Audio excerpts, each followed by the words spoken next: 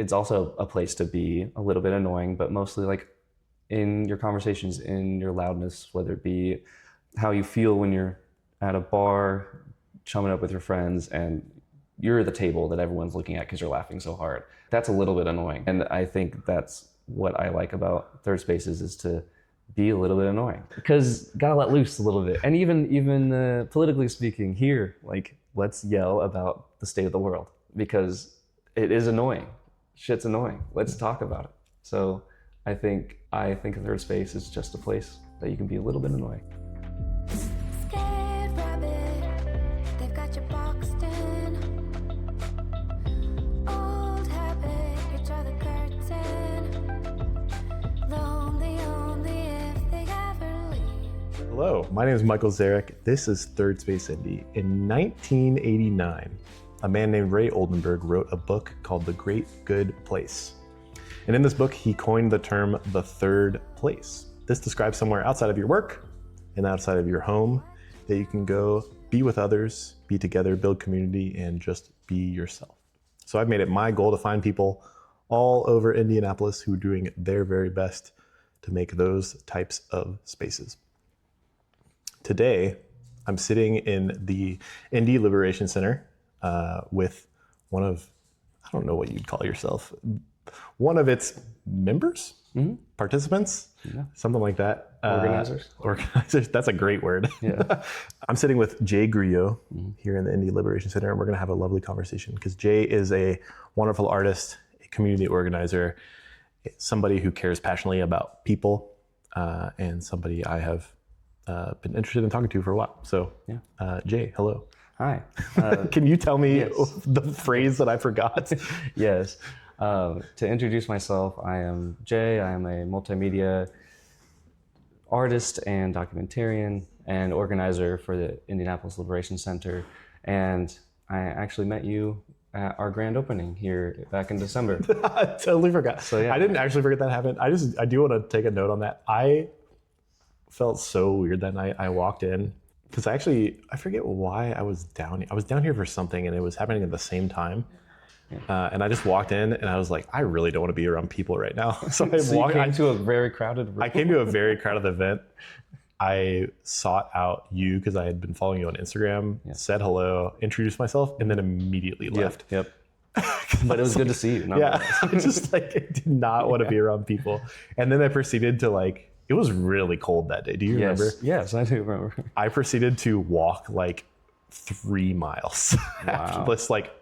Because Back towards the Fountain Square? back towards Fountain Square, but normally I would just get on the red line and go back. Yeah. But I just I checked the map. There was no bus nearby, and I was like, all right, I'm just gonna walk. Yeah. So I just sent it downtown. I think it was the first Friday actually. It was the first Friday. It was December 5th. So yeah. I think my idea was to maybe go to a different First Friday thing, but then I was like, okay, never mind, I'm cold, and then I just eventually got back on the bus. Yep. It was a really odd night. Anyways, Yes. I'm glad you made it nonetheless. It was a great opening, and for it being as cold, we were really happy to see how many people showed up for the opening. And it was an opening because we had moved, and so we saw a lot of familiar faces from the old space, and then we also got to see a lot of new people. Mm-hmm. Yeah. And so for anybody who may not know, in your own words, can you tell the people who you are, what you're about, what you do, anything? Yeah. I mentioned documentarian, but I like the 3Ds of my identity. Documentarian, designer, and dancer. So I could attribute 3 major points in my life with those 3 titles. And being a documentarian means, for me, working to tell stories, and mostly those stories are in solidarity with others or are focused on solidarity with people of all walks of life, working class of the city and of the world. And I show that through the artist spotlights I've created, but also done alongside organizing efforts with people of the Liberation Center, all the different member groups. I'm a member of other groups that are member groups of the center, all but 2. And so working with a ton and vast variety of people. As a designer, that was my first passion into creativity. So designing things like logos and branding stuff, but also designed a lot of things through Photoshop. And I also got the chance to design work with like illustrating the posters that Indigo had commissioned me to do big illustrated posters for 2 parks that were posted up at the big banner things that you can see on the bus stops that are downtown. Oh, okay, yeah.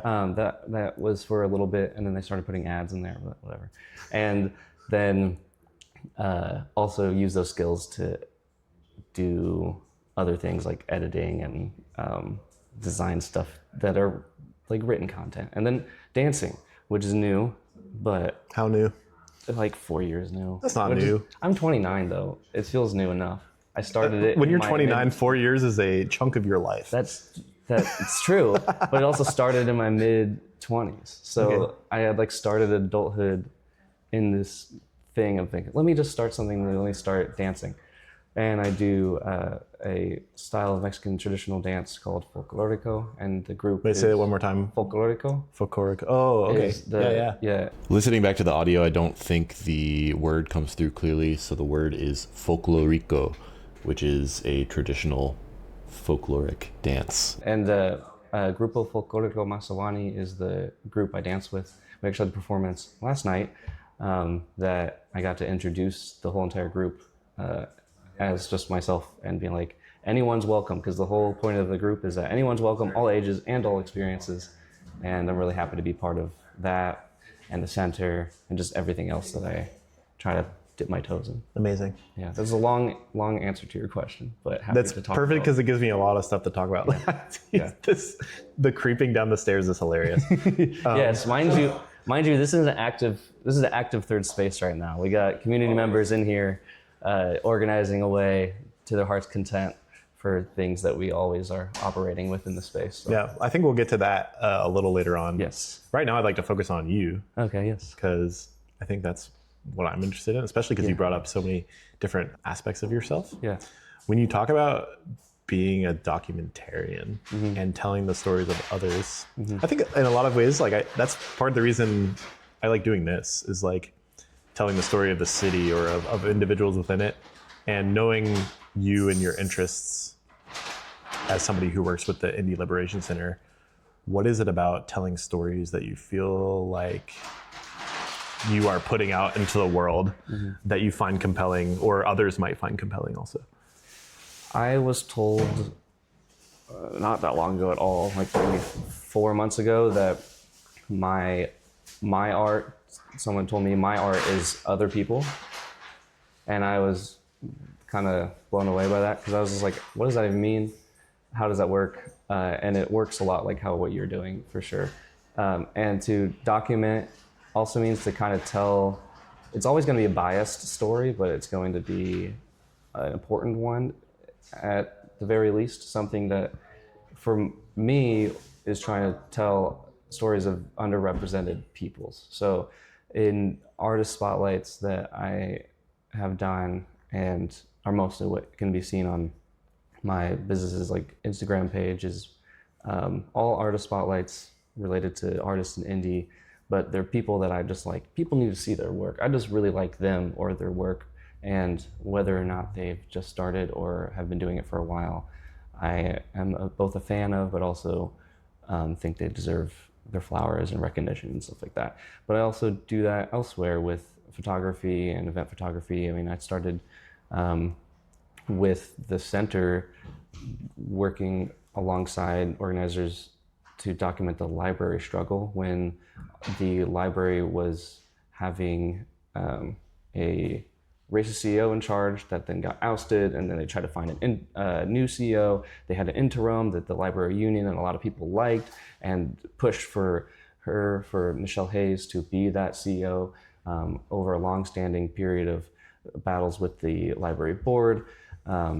Just kind of looped me in and wrapped me into this world of both finding a vision for documentary work that means something, that is centered around solidarity, but also finding a home like here to do that organizing work outside of behind the camera. So I can be having the the know-with-all of what it means to do that well and efficiently and tactfully and also competently, because there's a lot of cultural competence that needs to go into documenting things, and then also being around these artists in this art community and knowing them personally, so I can stick a camera in front of their face and talk to them is also needed for this kind of. There's a level of like trust that is required. Well, you mentioned cultural competency. It's like if you're walking into a space as an outsider, not only are you gonna potentially tell the story in an offensive or wrong way, like there's also a level of like comfort that comes with them being willing to share certain details or certain pieces of themselves with you, you know? Yeah, for sure. And having the skill built up over time of doing interviews, I'm sure you know as well, is like just making the person feel comfortable on camera. Yeah. Yeah. Samuel Penaloza, Yes. who is the most recent artist highlight you did. I'm glad you reminded me of it. Yes. Yeah. Can you share a little bit about him? Yeah.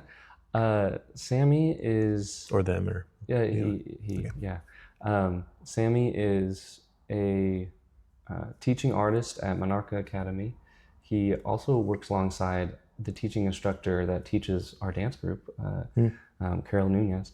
And that is a school that is mostly has Latino students. And he was telling me a little bit about, and it's in the video too, of like how it's important for him to be a Latino male teacher in the art world, and being able to come from, you know, a self-taught background to then teaching is something that he didn't see himself doing, but he's happy to do. And I was really most interested in that. Like, his art is really interesting here. He was talking a lot about how he's shown it a couple other places, and this is the gallery, the Fonseca Du Bois Gallery inside the center, where we're hosting his art, and it is called The Extremes of Sammy Penaloza. And so there's a lot of really cool and eclectic art here.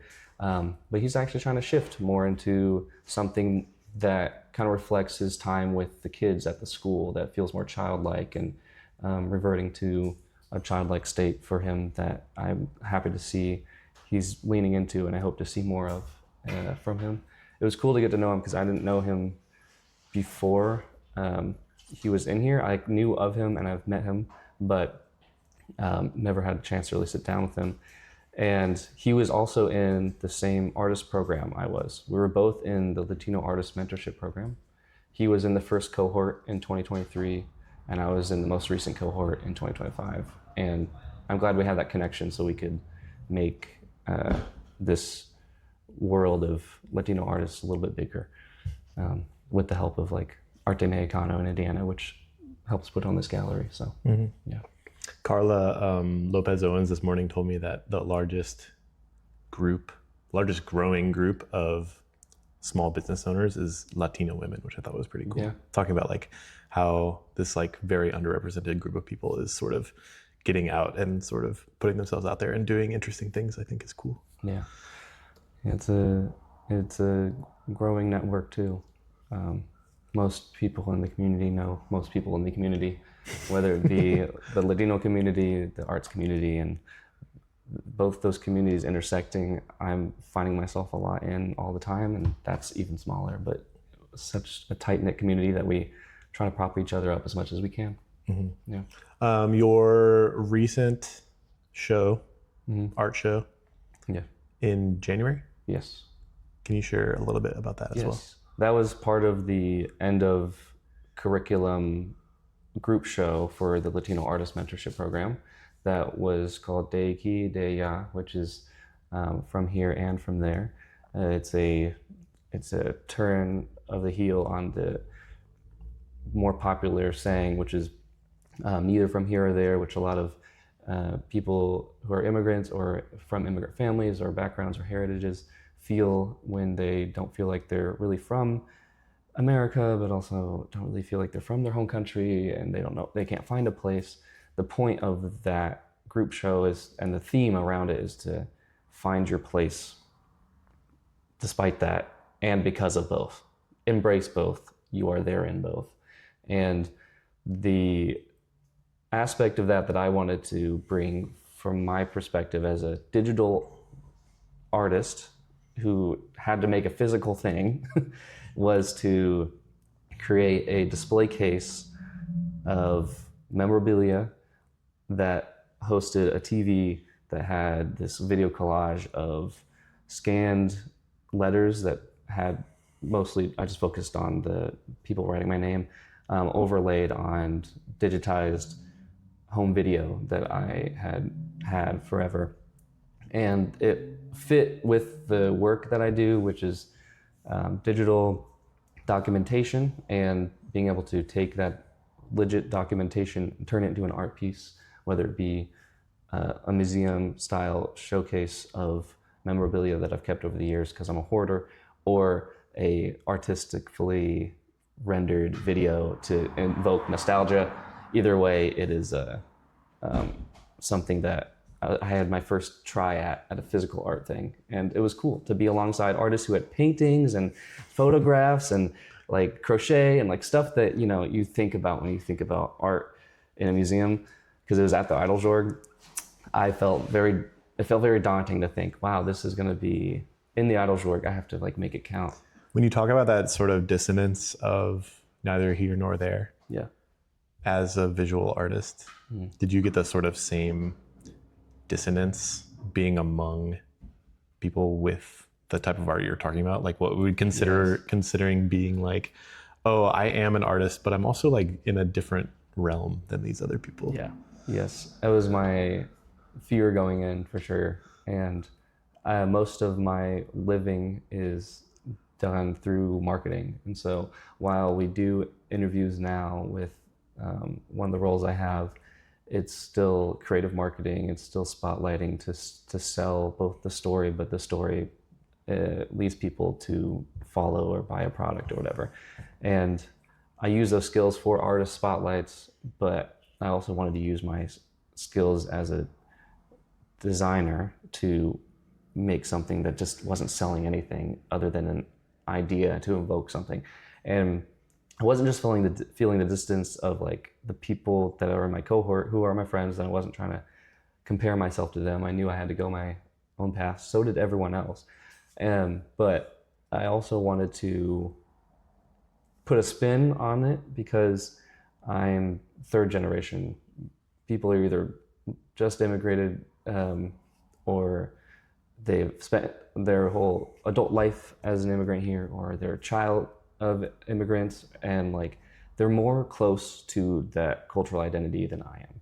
And that's also a little daunting. And so my here or there was the past and present. And how do I meld the past that I've been told about, that I've experienced tangentially through family members at family gatherings, or in stories from my grandparents, or like what can I take from an assimilated cultural identity and evoke something that fits the theme with everyone else who's really closely tied to their identity. Yeah. And it came through exploring the past as someone who digitizes a lot of past things, whether it be photographs or video. Yeah. Are you fluent in Spanish? No. Okay. The reason I bring this up is because I mentioned earlier that I'm half Lebanese, half Lebanese Syrian, and we're learning modern day Michael. And like growing up, I feel like I had a very similar experience to you, whereas like my going to Cincinnati and visiting my grandma, who would be, I guess, considered first generation. Yeah. If she didn't come over on the boat, but she was, or if she did, it was her mother who was on the boat. I don't know any of that stuff. But when you talk about being third generation, if my father was second, then I'm third, having that experience of like them talking about this type of stuff, but still experiencing a little bit of it. Like we had Lebanese food regularly, like, and had that sort of direct connection, but also having no knowledge on how to say any Arabic words beyond like specific like food words or like sitti, which is like grandma. I feel that. Versus like going to college and meeting other Lebanese people who were at least semi-fluent in Arabic. They regularly visited Lebanon and had family there, like direct family there, and knew people there. And just having that sort of total, almost culture shock, because it's like, no, not everyone is like a white boy like me, basically.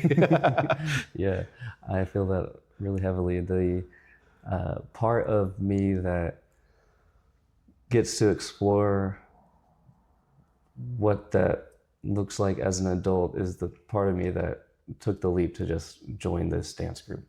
It was because I wanted to do it in secret, and I did until our first performance. What does in secret mean? It means I literally didn't tell anyone but my friends, and my family didn't know. Okay. And so I wanted to then suddenly be like, hey, family, I have a performance coming up. And then they're like, what? And really, it was just to impress my grandma. And it worked. She was very impressed, cried, was like, this reminds me of this and this and this. And I was just like, okay, I feel like not all is lost. You know, the seeds of ancestors being passed down to be planted to this day is like paying off in a way, and it's nice to see that come to fruition, even though I had felt so far removed for a long time. But also forcing myself to be in this group where most of the instructions are in Spanish, and I just have to learn it. And like also being intersected with the art world, the dance scene, and this organizing space, and having an upbringing that have felt more privileged than the people that came before me. I want to use that privilege to uplift people in the community. So being able to already spotlight 3 artists this year that are from the Latino community, and being able to speak on behalf of the dance group yesterday is like its own special feeling, but also it's utilizing privileges and experiences and opportunities that I have to benefit the people around me first. So have you gotten anything out of dancing that goes beyond just like the loose connections to your cultural heritage? Oh, yeah. Like some amazing friends. Yeah. And it's all ages. So there's something very interesting that happens when it's all ages and you are an adult in that space with not that many adults. It's like, I feel like an older sibling to everyone there that is pretty much from teenage to like, I think the youngest is maybe 6 years old. And it has this nice feeling of, while I do have my younger brother who's currently he's in Tampa, he's been there for a minute. He kind of left the same time I joined this group. So I felt like, I'm like, okay, I get to still be an older sibling to people and be an example to kids, to students, and be a student alongside them, show them that I'm just as clumsy and they're, if not better than me, is also humbling. But it is interesting to be there for kids and students that are just part of your community that you don't get the chance to interact with unless you join a group like that. Who are all dedicated to the same goal, which is putting on a good performance. And then you make really good friends with those that are around your age, which is a major benefit. Because I can't tell you how many times that I've loved going out with those people after a performance. Like last year, we went to the Jazz Kitchen, we performed, and only the adults could do it because, of course. And that was like the best. I don't know, that was so fun. It was so cool to be there. I actually saw Sierra there because it was the Latin Jazz night. Oh, okay. And we got to put on a little Wait, they do that before. every week, right? They do it every week, Okay, but they yeah. just invited us out to do a little something. And it was fun to exist in a more relaxed space. Typically it's like, meet this mark, make this happen, do this fast, or learn how to do it with us to the side. Make sure that you get the steps right, practice at home. It's all like go, go, go, train, train, train, do your best. It's good. But the moment you get to then sit back and relax and drink with these people, it's like then that's the most memorable times with. Well, it's also like a release too. Yes, it's a big because release. you're just like you're all balled up. Yes. And then you perform. Yep. That's the half measure basically. And then at the end, you're just like, take a deep breath. The same thing happens here. Like getting to have downtime with fellow organizers who I only really get to see when we have meetings or go to protest or put on some big event. Having downtime, like we went to karaoke a couple weeks ago with a few of us, and like just being able to feel in that safety and then also be awkward in it and get to know each other. It's like how people think that being friends with your coworkers is gonna go, but like 1,000 times better because it actually works out. That's and funny. you don't get this weird like, are they gonna tell on me feeling that you do with coworkers. So Yeah. Shout out to my wife. She has great coworkers who are not rats. good. I'm happy for her. So you have brought up the Indy Liberation Center where we are a couple of times. For those who do not know what this place is, can you share? Yeah. The Indianapolis Liberation Center is a people's center. It's here for everybody, all walks of life, the marginalized, the oppressed. And we try to represent that through our member groups, through our organizers, through the efforts we make. And it's not just a like protest group or whatever. Like clearly you see art around us. It's an art gallery. It's a yoga studio on Sunday nights. It's a meditation center on Saturday mornings. It's an event center throughout the week. It hosts First Fridays, and it has a bookstore that is our newest thing that the center has been proud to hold. And we just did indie book crawl with the bookstore, and that brought in a lot of people. And so all our books are geared towards that same goal as well, curated by the organizers and everyone here who is an organizing member, whether they are part of the member group or is just an individual. The way that it functions, the way that it runs, is that we pay to be here through our dues and like through our time and through our skills. Spencer Elliott built this stage and installed the sign out front, and many other people that have been here have contributed the furniture and the chairs and the books and made the shirts and the buttons, and we all contribute our time and efforts and skills to make this place run. As we are part of the working class, we also want to represent the working class well, and so we invite others to work alongside us in all those efforts too. Have you ever heard the term sweat equity? I haven't, but I feel like it makes sense for what I just described. A lot of times it gets used in like, for example, if you're like building a house, putting in sweat equity as a way to assist in paying it off. So like you help build the house as a way of paying down your house payments also. Yeah.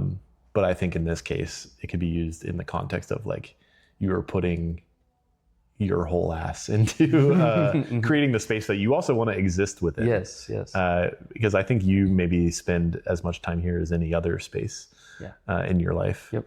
What, I guess, because you guys house a number of different organizations, what is it about like the Indy Liberation Center that you think, actually, I'm interested in sorry to pivot back. Yeah, that's fine. You mentioned the book crawl and seeing like new faces in here. Did you find that when people came in, they were like, oh my God, I can't believe a place like this exists? Oh, because you guys have, we've heard that 1,000 times. because you guys have a number of books that I think either would be in the like far back of a certain bookstore or just maybe wouldn't be considered like, it's like you run the type of bookstore that Republicans think like is in a children's library, I guess.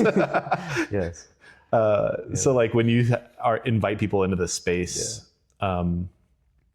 what do you think that you're like putting out in terms of like the message and stuff like that?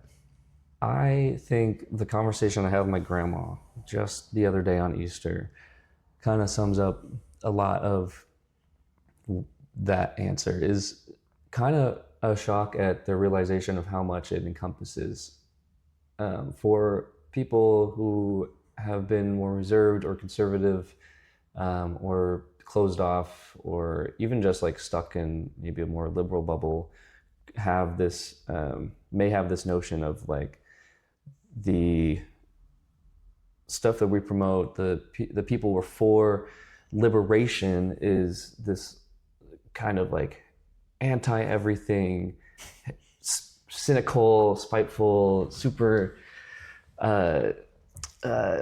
gay and annoying, and all this like negative connotations that mostly are propagated through social media, is just like, this is for everybody. It is for the most annoying and the most gay, but it's also for the most oppressed and the most disenfranchised, and it's for the people that deserve to have a spot on these shelves, to have their story told, to have concepts like a free Palestine, or a like no ICE in Indianapolis and in the entire United States, and abolishment of that institution alongside other books. I'm just over here looking. You're just looking at the wall. I'm like, let me just read to you every poster, because it just encompasses so much. And it's not because it's random. It's not because it's we want to. It's also not because, I also want to highlight, this is not because it's in vogue either. Yeah, and it's because I think there's a lot of things that are not popular. Because like obviously I think right now like speaking out against ICE is popular. Yeah. In the eyes of the masses. Yeah. Speaking out in Palestine is popular post 2024. Yeah. But man, when we were here, but you know, 6 years ago, doing this type of stuff is not as I'm going to use the word I don't know where this. It's because I live near the Vogue, and the word is on the mind. Yeah.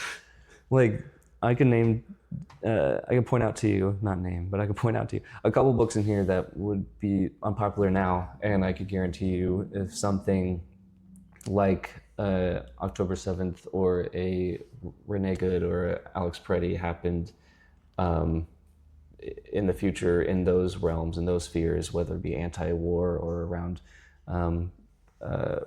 gay pride, or around something happening with other countries like China or with North Korea or anything like that, I can guarantee you that it would become popular, and it was already on our shelves, because these are things that are interconnected. I wanted to hit on that, like, these aren't just here randomly, they are with a purpose, and the purpose is that it's interconnected, intersectional. The working class is spread out through all of the world and throughout the country, throughout all these countries, and many countries are fighting for their own independence and for their own sovereignty, and imperialism abroad is brought on by the United States and the terrors of war that it inflicts on other nations. And we're just here in the belly of the beast, making sure that people know that we are here for the people in the United States who are also affected by what's happening to us. And so it's not just things abroad, and it's not just things here. We are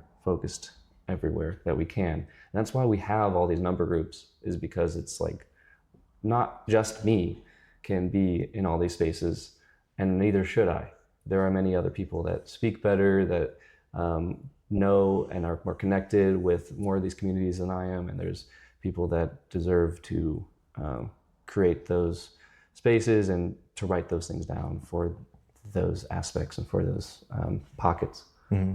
How did you get involved with the Indie Liberation Center originally? The library thing. Oh, okay. Yeah, so you just sort of like got connected at that time, and it sort of drew you in? There was a protest happening at the Central Library, and I live right next to the Central Library. And I... Even still? Yeah, okay. I still live in the same apartment. And I was like, well, it's a December, and it was 2022, and it was a cold December, and I go out there, and I'm just like, wait, I'm connecting the dots. I've seen some of these people before. I saw them at the Roe v. Wade thing. I saw them for various other stuff that's happening in the city, protests mostly, and Black Lives Matter protests in 2020. Like, I've seen these people around, but how do I get involved, you know? And so I show up to which one of the groups here hosts what they call a liberation forum, educational forum, which I actually spoke at our last one about being anti-war and how war is also a women's issue. And I I don't remember what the topic was for the one I joined, but that's what hooked me, is a liberation forum. And it was at our first building, which wasn't a building. It was a little office closet that happened to be in an office building that happened to have sometimes open. I actually think You think you know what I'm talking about? I worked a big game market for the DSA once. Yeah. And you guys were right next to us. Yeah. And I talked to you guys, and it was like, oh, the Indy Liberation Center. And I was like, you guys have a spot? And they're like, yeah, we have an office. And I was like, oh, the Liberation Center has like a center. And they were like, yeah, we do. And I thought it was really funny. And then you got this space, which is way more of a center, if we're being honest. No, for sure. That's why we got it. And I just thought that was pretty funny. But I also want to draw back to this idea of, you mentioned seeing the same people show up. Yeah. And I think when you talk about community organizing and you talk about how to pull people to your side, showing up is like the first step of that. And when you show up consistently and you show people that you're there for the right reason, you're there with genuine intent, and you are clearly present and recognizable, I think that is how you pull in people like Jay Grillo to be like, hey, do you want to come over? Let's talk about like what it means to continue organizing. And that's how you grow your whatever movement you have, whether it's like growing your coffee shop or growing your like political movement. I think showing up with intent, being present, and like having conversation and inviting people over is the best way to find success. Yeah. Is that the best way to say that? Yeah, I agree. The humble beginnings of the first center to actually the previous place, because this is the third iteration, it pays dividends when you show up consistently, when you are there with genuine intent, and also when you kind of know how to weed through the mess. There is always going to be difficulties when organizing with people who come from all different backgrounds, because not everyone's going to agree on every single thing, and neither do we expect that. And so when we try to make things happen, it is with the best intent, and it's important that at the end of the day, that shows more than an established kind of moniker of a name. Like, I would hate for the center to be seen as this like, oh, it's just them, the center, they have it covered, they'll be fine. When it is truly just all volunteers here, and we all are just trying our best, and we do fail. And that's no different than in the arts community. Like, people are gonna make stuff and try their best and fail. You're gonna see that on the Proformus stage. Like yesterday, I like forgetting my steps, or forgetting where I'm supposed to go, or tripping, or having a wardrobe malfunction that you just couldn't see beforehand. You can make that analogy for organizing as well, that like there's just gonna be stuff that goes wrong, and as long as you're there consistently, both with your messaging, this being a space that hosts stuff like Answer Indiana, which is Act Now to Stop War and End Racism, or the PSL, the Party for Socialism and Liberation, or all the way to TGI, which is Touchgrass Indy. Like, I didn't know that. You have all these. What is Touchgrass Indy? I can tell you about it. Okay. But basically, all these different groups of everyone trying to do their thing in their direction, as the center hosts that, but also pushes towards those directions as well. It takes a group effort, and it takes a lot of organization, and I'm very proud of everyone to make this new iteration, and I'm excited to see what the future has for it, as well as I am excited to see where the dance group goes, and where friends like Sammy Penaloza go in their art career. It's all connected in the same way, and I have the same passion for all of it, including TGI. So let's pivot to this. It's awesome, and it should the person who leads it right now should be a guest for you. So it started as a study group here. It was studying climate conditions under capitalism, or what's that book? Noah, what's that called? Climate climate solutions under capitalism, or without. How's it go? This guy can't even talk on it. I do. It's a book over there. Climate solutions, and subtitle. Climate solutions study group was studying this book, and we were talking about environmentalism, but how to make it more practical, how to think about it from the lens of being anti-imperial, to talk about what can we do in Indianapolis with this information, and mostly like how does it work? How does environmentalism work without capitalism? And I think we have historical context for that. Plenty. Okay. And so I'm just wondering. Yes, plenty. Oh yeah. And so that's where it grew out of. It was like, well, let's do something. Let's start with block cleanups. And being part of that study group to turn it into the name of the group, which it was originally just called Touchgrass Indy as the study group. Then it became the group, where it was hosting block cleanups at our old location to then hosting repair cafes where people brought in stuff that they needed repaired and volunteers repaired it for them. And we'd hosted some of those at 10 East Arts.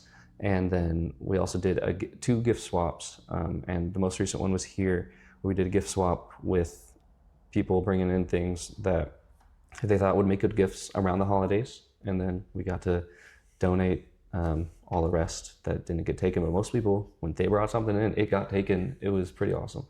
And that's Touchgrass Indy. It's led by Edith Conscious, who's also an artist, and it's a pleasure to work with her on that. Yeah, dope. We're gonna move on to what I call the canned questions. Okay, let's do it. I do have to read. Third Space Indy is sponsored by City Rising. City Rising is a social impact studio.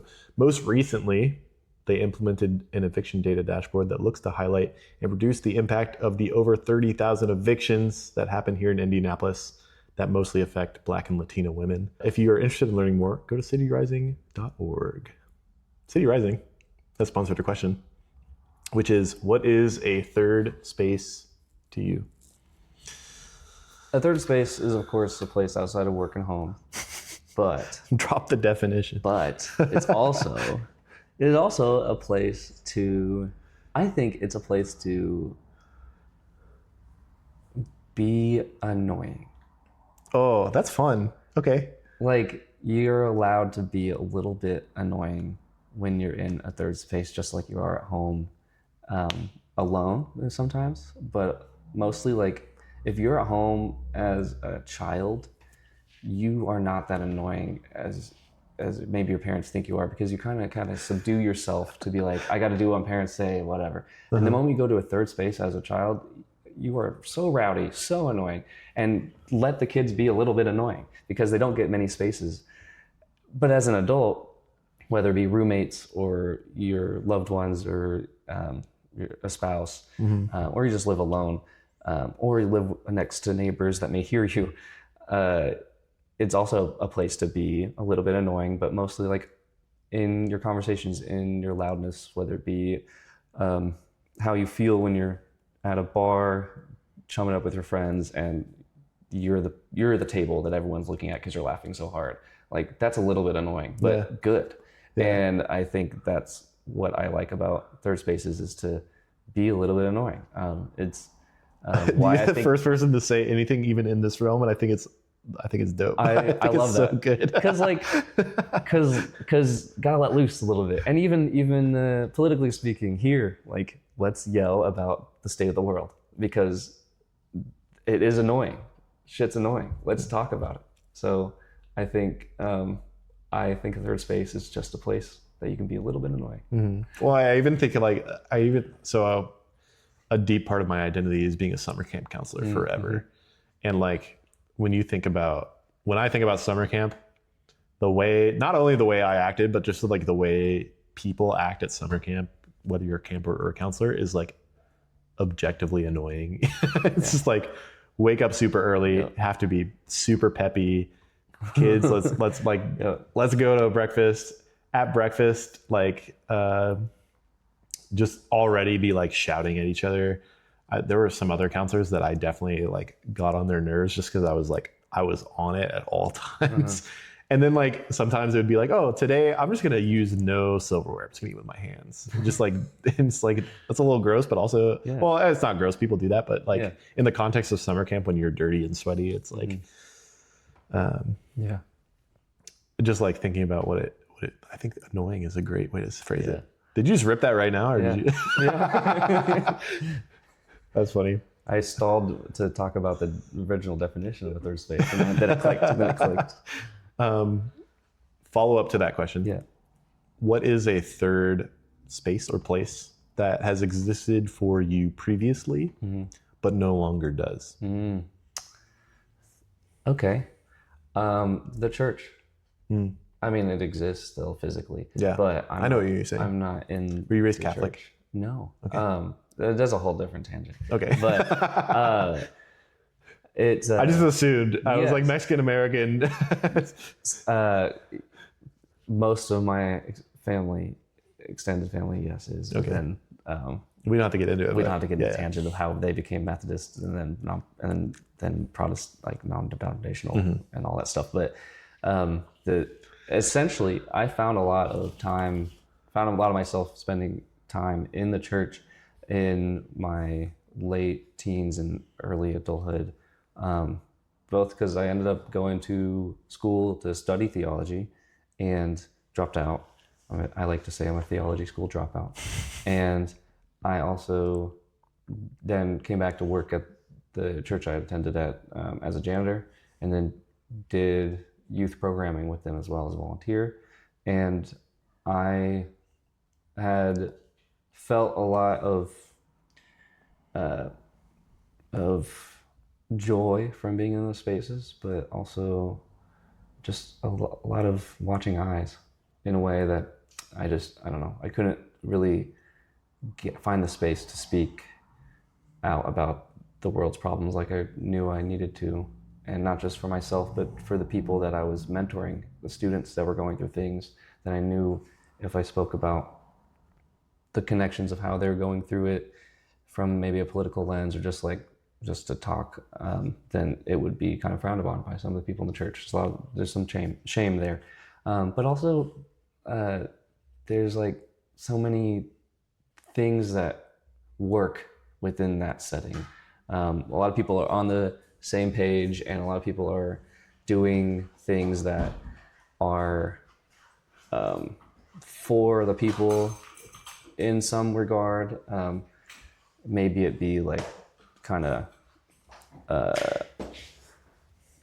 don't know, short-sighted when it comes to how the church operates. But food pantries, for example, was a big part of the church I went to, and loved that about them. That was my favorite thing about them, is that they were willing and always able and had the resources to feed people. Yeah. It was an insanely cool operation. My first time ever dipping my toes into any type of organizing. But what I found most relieving was the shared kind of willingness to dive into uncomfortableness. You would think that a lot of church peoples don't, even with the shame, but they're still willing to talk to you about things. No, I didn't get a lot of shutting off. I got a lot of annoying answers, back to being annoying, but not a lot of like, oh, I don't want to talk to you about that ever again. Or you're not allowed here ever again. It's just the way I went about it was a little upsetting. So I have mixed feelings clearly about the church, but fond ones, and those fond ones I do miss. And that's, to answer your question, something I miss about a third space I used to be in. Great answer. Yeah. Thank you for sharing, as my wife would make fun of me for saying. I was raised Catholic. Yeah. I actually have like really decent memories of being Catholic, but I will say you mentioned like watchful eyes. Yes. I didn't experience this, but when we lived in Arkansas, I have never met a more judgmental group of people than like Southern, like Bible thumping evangelists. Yeah. Those people love to talk shit behind your back, like big time. So just like thinking about like being watched all the time. Yeah. But I still have never burned any bridges there, and I'm proud of that. Yeah. I still get to reach out to those community members and ask them how they are, or meet up with them, or anything like that. But for the ones that I've stayed in contact with, but yeah, just the church is not where I find myself anymore. Definitely. Actually, I want to say, if you're listening to this and you attend a church, please message me, because I think churches, especially here locally, I've noticed a lot of people really connect with those spaces. Yeah. And regardless of how I or others may feel about religion in general, like, I think there is something to be said about the community people find. Yeah. I know St. Thomas Aquinas Yes. up in Broad Ripple, Yeah. or I guess Meridian Kessler, I don't, something like that is a huge community space. I got a couple churches. Actually, we have partnered with a church over on Fall Creek to host some stuff. We did one of our fundraisers as a center over at Broadway Methodist Church, and they're cool. And then also my neighborhood association just met at Unity Church off of Delaware. Yeah. So, you know, they are still lovely places to gather. And shout out to Pastor Green. I don't know the name of his church, but that dude is cool. And he's running for like a state rep seat, I think. So that guy's cool. So there's people in churches who do good work and are about the community. Yeah. One of my favorite things to nerd out about is liberation theology lately. So still a theology nerd. No, I know some certain clips that They come to mind when I say that. come to mind when you say that. Yeah. Shout out to Jeremiah Wright. Yeah. He's nodding. Yes, absolutely. We had at a different forum. We had for Black August. We had Pastor Jamal something. I forget his last name. Reverend. It was not pastor. He spoke about Black liberation theology, and that was my first introduction to the concept of liberation theology. I don't know, it was 3 years ago. I don't know, but I filmed the thing, and it was an honor to do that. He's a local church leader here. So. That's cool. Yeah. Okay, we should look back at this. Yes. There's many. I will do my homework on this as well, and send you all the things I talked about. Every episode, I like to ask a question from the previous guest. My previous guest was this morning, and I mentioned her earlier. Carla Lopez Owens, running for county clerk here in Marion County. She asks, which is I'm so glad she asked, because you kind of already mentioned it, but how are you using your privilege to affect the world around you in a positive way? Yes, I did kind of already mention it. I am. What do you perceive? First of all, what do you perceive your privilege as? White passing, can speak English, has all documents that I would need. I am a born American citizen. Have family that loves me and supports me, and most of my traumas aren't debilitating enough for me to. I've done a lot of therapy with them, so I've moved towards progress that allows me to be more capable mentally, but also I don't have any physical disabilities either, and so I recognize those all the time because that's not the same with a lot of people that I interact with, and so able to use that to make my voice be heard in a way that allows me to speak for the people that I'm speaking about, whether it be through my art, through documenting people, or through spotlight stuff, or getting on this stage and talking about how war is a women's issue. Like it's all through this posture of knowing that I have the privilege to, the knowledge to, and the capability to do all these things. And I also have a lot of freedom within the work I do to be flexible. And then I get to be in a lot of spaces. So if we have to be somewhere as organizers here in the middle of the day when people have a work day and they can't make it, or they're tired from just being having these long hours at work throughout the week that they're just like, dude, I cannot do anything this weekend at whatever protest you're trying to do. I do not care. It's like, well, I'll care for you. Like, at least let me tell you about it a little bit. Let's have this conversation. I have some time. And also having enough of a network of friends and connections and fellow artists and organizers that make me proud to be around, but also can pull from and be like, hey, you need this. I know someone over here that has it. Let's get things rolling. And that's having that network is also a privilege as well. So I try to use all those to my abilities, the best of my abilities, best of the needs of people. I think that's how I use that privilege, if that makes sense. Because like, privilege is broad.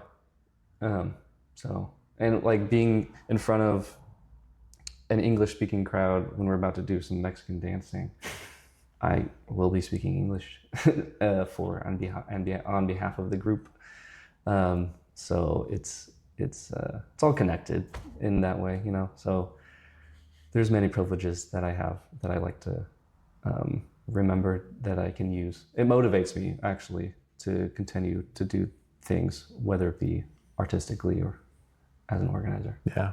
I mentioned this on the previous episode, but I recently got my driver's license. Yeah. And I was sitting down talking to the person who was assisting me, and a woman sat down next to me who was there for her driving test, did not speak a lick of English.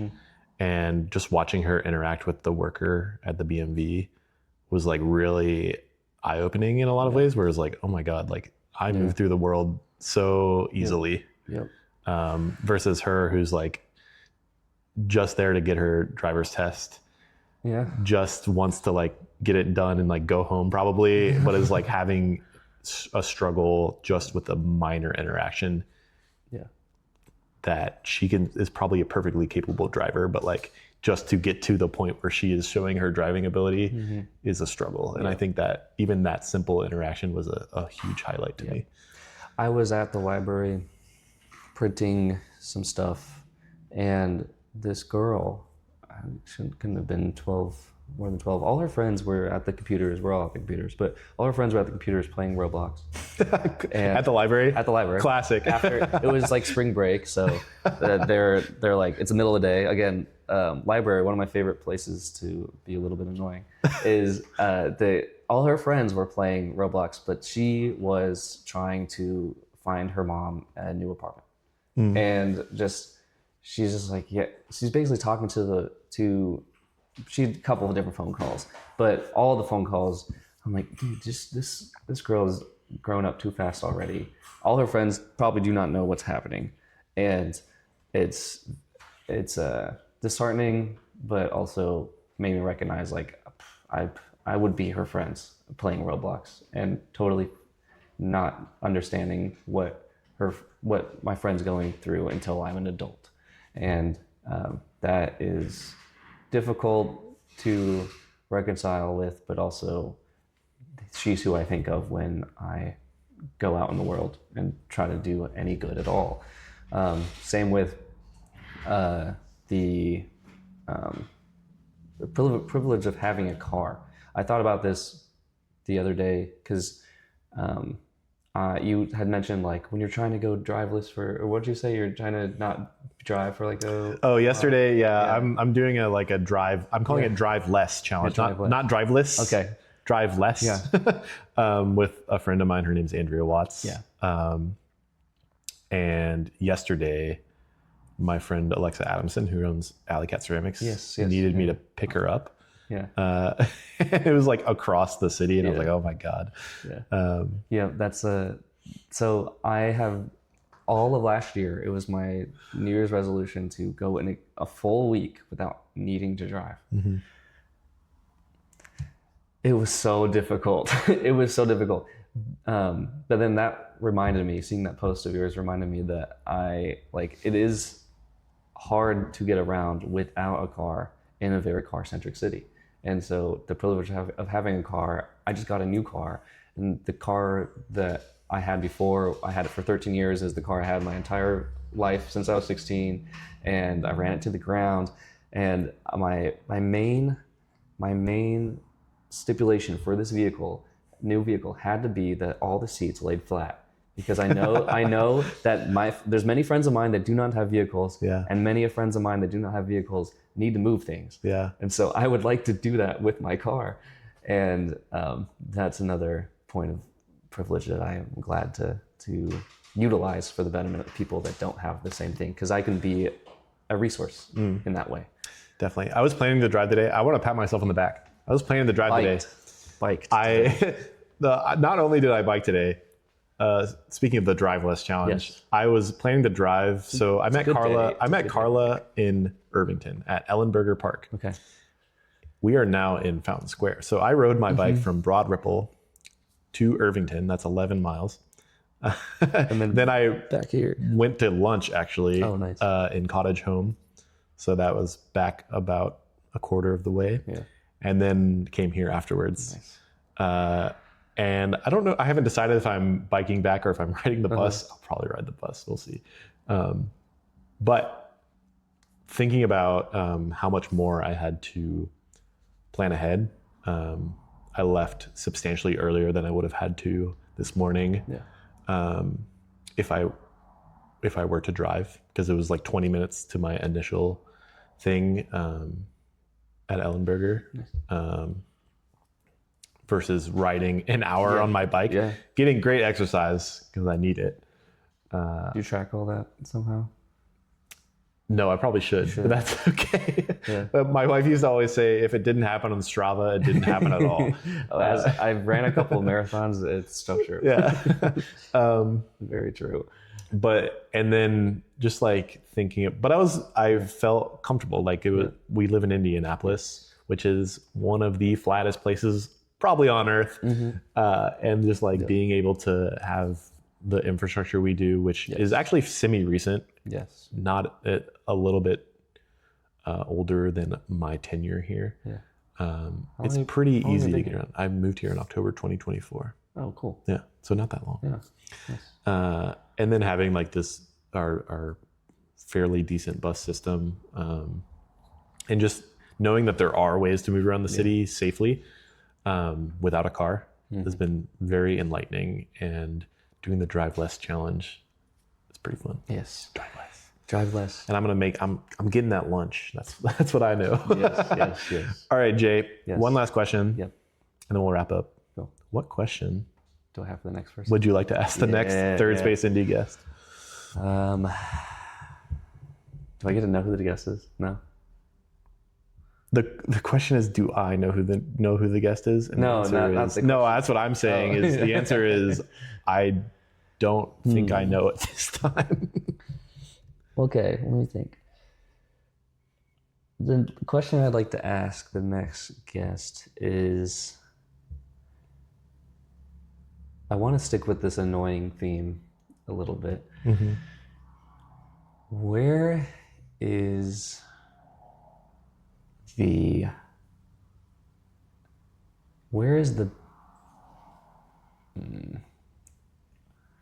I can't decide if it's going to be the best place or the worst place.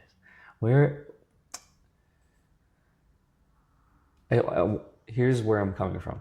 I want to think about something that's where someone has felt their most unashamedly themselves, and I want it to feel loud and cinematic, and I want to know where that was, and I want to ask it in a way of like, where were you your most annoying, and parentheses positive parentheses and why was it the best thing ever? Okay, I accept. Where were you the most annoying, and why was it the best thing ever? Great question. Yeah. Cool. Jay Grillo, thank you for coming on the podcast. Yeah. If you want to be found, where can the people find you? People can find me at J_Grillo, which is JAY_GRILLO, on everywhere. And also, if it works, jaygrillo.com. If it works. Which just goes to my link tree. but it's everything. Everything from the art collective to the Liberation Center to the artist stuff I've done to the organizing things that I've done with like TGI and everything. I'm looking around this room right now to try to think of anything else like dancing, this interview. It'll all be there, and everything that you get to know about the people that I care about will be there too. And the Indian Liberation Center, I can read the address, so I'm just going to say it myself. 1619 Prospect Street. Yep. Prospect Street? Yep. Okay. But also like Indy Liberation Center on Instagram. Yes, Indy Liberation Center on Instagram, and then indyliberationcenter.org as well. You got it. Yeah. Hey, thanks for watching or listening to this episode of Third Space Indy. You can find me at Third Space Indy on Instagram or by going to thirdspaceindy.com. Thank you to City Rising as always for sponsoring the podcast, and to Proformus. Proformus is an urban planning and design firm that helps neighbors and communities shape the places they already love. Based in Indianapolis, they're here to help you make your place happen, one block at a time.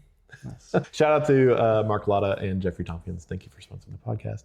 And as always, thank you to the local artist, Jennison, for letting me use your song, Scared Rabbit, as the intro music. Goodbye. Yeah.